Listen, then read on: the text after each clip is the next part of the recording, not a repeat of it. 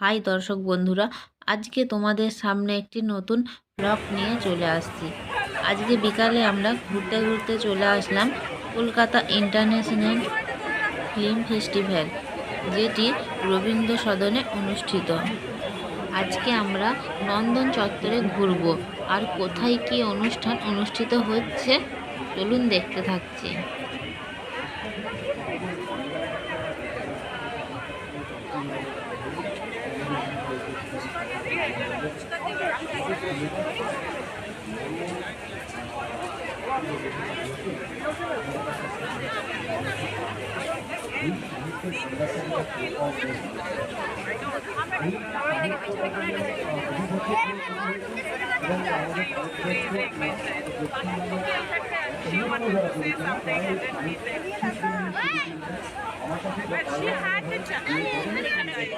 এরপরে আমরা গগনেন্দ্র শিল্প প্রদর্শনশালাতে আসলাম। সেখানেতে দেবানন্দের কিছু ছবি প্রদর্শিত হচ্ছে।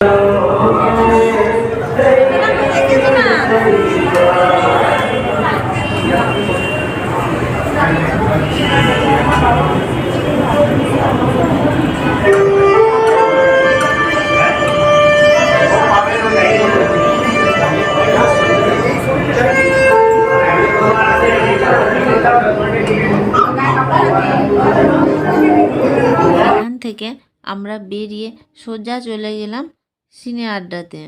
কেন জানেন? সেখানে তো চাঁদের হাট। চলুন দেখতে থাকি। এটা নতুন প্রজন্ম ওটিটি, এটাকে আমরা অস্বীকার করতে পারি। সেই জন্যে মানুষের কাছে এক্সপোজারটা অনেক বেশি, যে কারণে টেস্টটাও না মানুষের সিনেমার খুব র্যাপিডলি পাল্টাচ্ছে দর্শকের চাহিদাটা। কিন্তু এক্স্যাক্টলি কি চান, এটা আমার মনে হয় যদি কোনোদিন কেউ বা কারা বা কোনো সংস্থা। ফিল্ম ফেস্টিভ্যালে নন্দন চত্বরে চলছে জমজমাটি আড্ডা।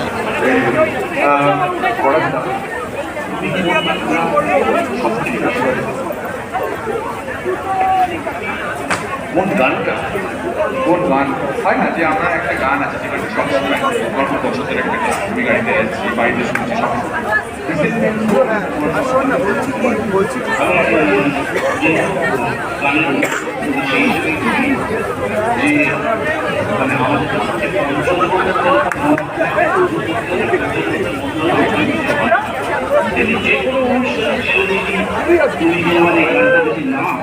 তাহলে পরে সে অনুষ্ঠানটা সম্পূর্ণ হয়। জনসঙ্গীত গানটা যে কোনো শিল্পীকে একবার না একবার গাইতেই হয়, তা পারুক বা না আপনাদের বলে। তো আমি এলাম বহুবার শুনেছিলাম, অনেক অনেক অনুষ্ঠানে আমি বহুবার আমাকে সঙ্গে করে মনে পড়ে এবং তোমাদের সঙ্গে সুযোগ পেয়েছি, সেই জন্য আমার মানে এই গানটা বহুবার। আমরা নন্দন চত্বরে আয়ুষী মাকে নিয়ে আসলাম, তাও আবার ফিল্ম ফেস্টিভ্যালে প্রথম আসলাম। আয়ুষী মা খুব মজা করলো, তার সাথে সাথে আমাদেরও খুব ভালো লাগলো চারিদিকটা ঘুরে।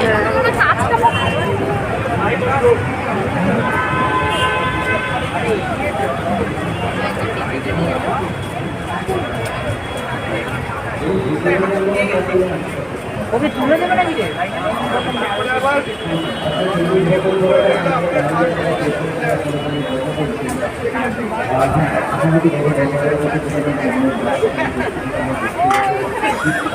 আর এটা ছেড়ে দিয়েছে তো।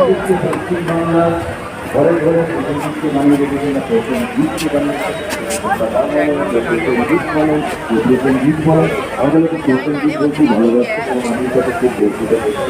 এই প্রসেনজিৎকে কিন্তু আমাকে প্রসেনজিৎ তৈরি করেছে। তার মানে হচ্ছে আগে কল্পনা, তারপরে বাস্তব।